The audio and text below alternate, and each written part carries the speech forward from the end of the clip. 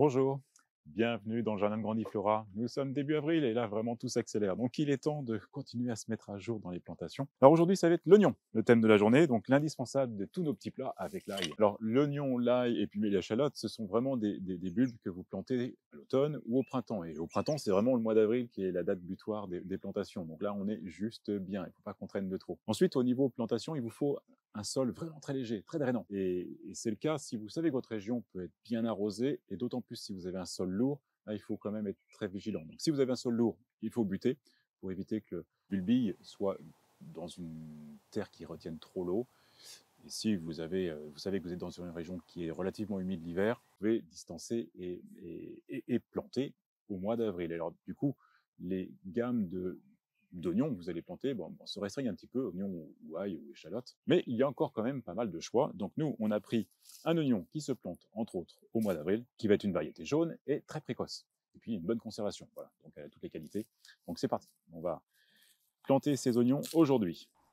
Dans l'approche du compagnonnage, donc l'association des plantes entre elles, les oignons ne vont pas avec les petits pois, les fèves et les haricots. Alors pas de bol, j'ai planté des petits pois dans tous les centres de mes carrés. Donc, mon côté expérimental me tente quand même à aller voir ce que ça donne vraiment et voir s'il y a une différence entre le rang qui va être ici et le rang qui va être plus proche de la bordure du carré. Donc voilà, donc ça va faire partie du test. Donc je vais en planter 2 dans nos carrés potagers, puis le reste, je vais les planter au milieu des tomates, parce que là par contre, avec les tomates, les oignons s'entendent bien. Donc autant en profiter. Au niveau de mes carrés, je vais en planter 9 par case. Donc en principe, on les distance de 10, 15 cm, 20 cm. Enfin, vous allez avoir différentes règles. 20 cm, c'est souvent ce qui est conseillé. Là, comme mes cases sont petites, comme je l'ai exprimé un petit peu quand j'ai expérimenté ce jeu des carrés potagers, je trouve que c'est quand même un petit peu étriqué.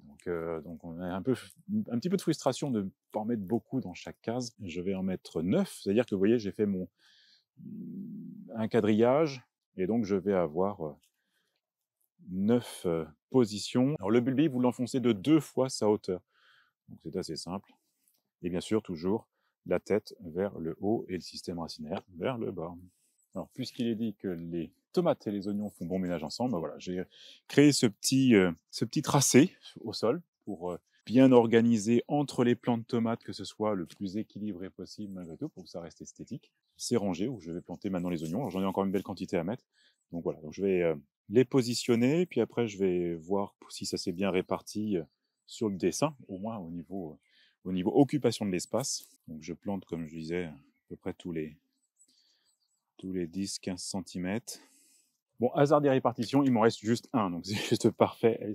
Les oignons sont bien répartis entre mes plants de tomates. Alors comme on l'a dit, l'oignon n'aime pas l'excédent d'humidité. Alors là, je vais aussi avoir un test, puisque j'ai mon Oya qui est là, qui normalement, le but de l'Oya, ça va être de bien répartir l'eau dans le sol. Donc je vais observer si ces 4 là, qui sont autour de l'Oya, sont gênés par cet excédent d'humidité que l'Oya doit amener et que l'on espère qu'il va alimenter nos pieds de tomates. Ça va être un jeu, toujours dans ce rôle de l'expérimentation, observer, voir, puis prendre des notes. Si l'année prochaine, je me rends compte que c'était pas forcément la bonne idée, ou ceux qui sont aux extrémités, s'ils se sont mieux développés que ceux qui sont auprès de l'Oya. Donc on verra.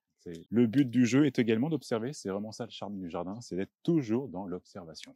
Bon, même si les oignons n'aiment pas trop d'eau et une terre très humide, malgré tout, au niveau de la plantation, je préfère quand même arroser un petit peu. Tout ça, c'est pour faire en sorte que le trou que j'ai fait, la terre vienne bien colmater, et puis que la plante s'installe avec de la terre tout autour. Donc voilà, juste un petit arrosage de surface, d'autant plus rare. Autant ici, je ne voudrais pas dire que la terre est lourde, parce qu'elle est quand même bien drainée, mais on sent bien qu'il y a quand même eu pas mal de pluie là sur le mois de mars. C'est une terre, on sent, qui est quand même un peu en saturation. Donc voilà, je vais juste arroser pour ce principe d'arroser après une plantation. Au niveau de mes carrés potagers, ça là, je sais que la terre est très drainante, donc aucun souci.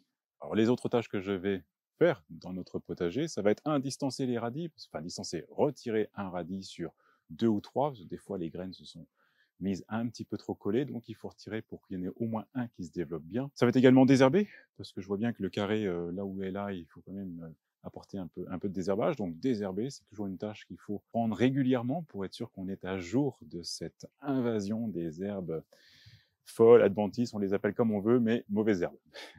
Et puis, dernière tâche, celle de la semaine dernière, je ne sais pas si vous le voyez là au niveau de mes petits pois, mais c'est vraiment une catastrophe. Ça continue à être grignoté. Donc je vais continuer à mettre du bacillus sur mes feuilles de courgettes, de petits pois, de salade aussi, pour essayer de les sauver, au moins le temps qu'elles s'installent bien. Je vous retrouve demain pour le jardin. Jardinez bien.